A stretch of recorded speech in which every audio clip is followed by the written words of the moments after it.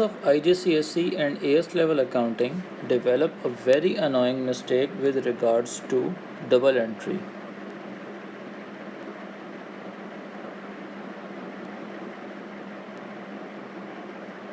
So students somehow develop the misconception that to debit an item means that there is something coming into the business, and whenever we credit there is something going out of the business. This is a very wrong way to look at the rules of the double entry. So the first thing that students must know is that there are 5 heads of accounts. 5 heads of accounts. Those 5 heads are: number 1, assets; number 2, capital; number 3, liabilities;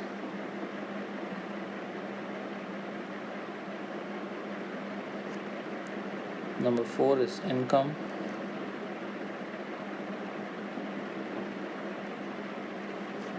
and number 5 is expenses.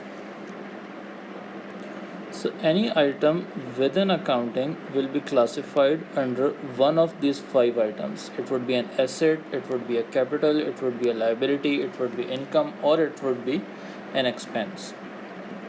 So how to record an increase or decrease in these 5 items? So for assets and expenses,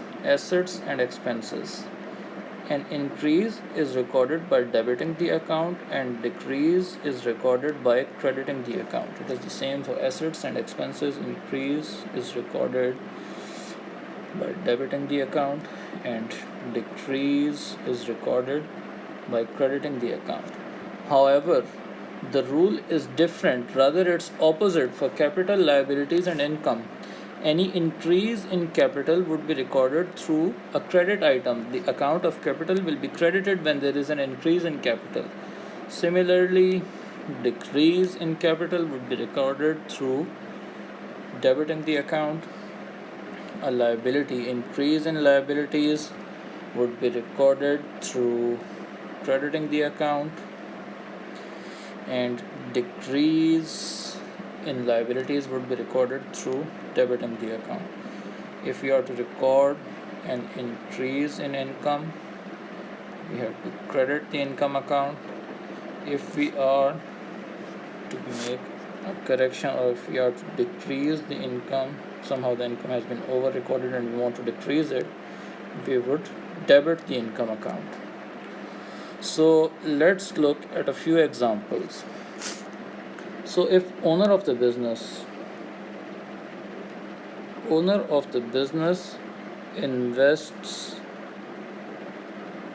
further $5 million cash in business,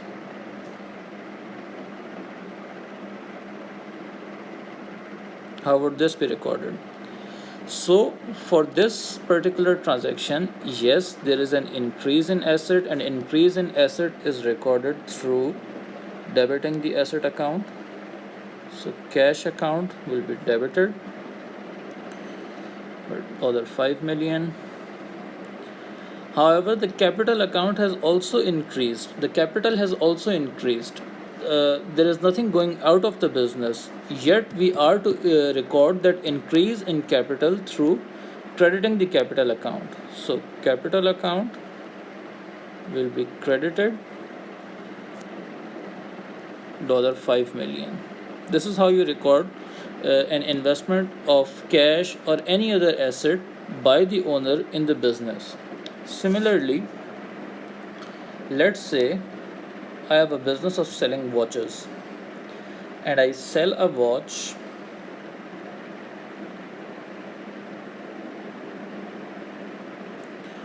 for $100 on credit to Mr. X.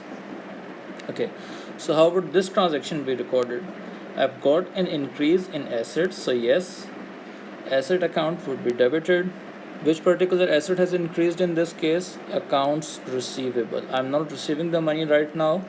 I've sold it to him. I've sold the watch to him and I've told him that you can pay me later. So my accounts receivable, my current asset has increased by how much? $100. I debit the account. And my income has also increased. My income has also increased, but I will not be debiting the account. I will be crediting the account of income. Why? Because the increase in income is recorded through crediting the income account. So I will credit it by $100. Okay. Let's say I bought something on credit. Let's say I bought a watch for resale. Let's say my business is of trading watches. So I bought a watch on credit for resale. Let's say I bought this watch for $80 on credit from Mr. Y. Okay, so what would I do? I would, since my business, I trade watches, this is my purchases, I would debit the purchase account.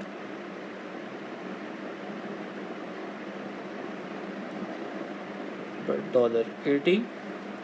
And my liability has also increased, and increase in liabilities is recorded through a credit item.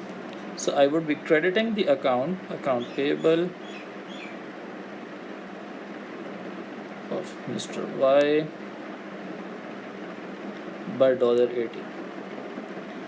So I hope this video serves the purpose of removing the misconception that debit and credit, it's wrong to equate debit and credit with increase or decrease.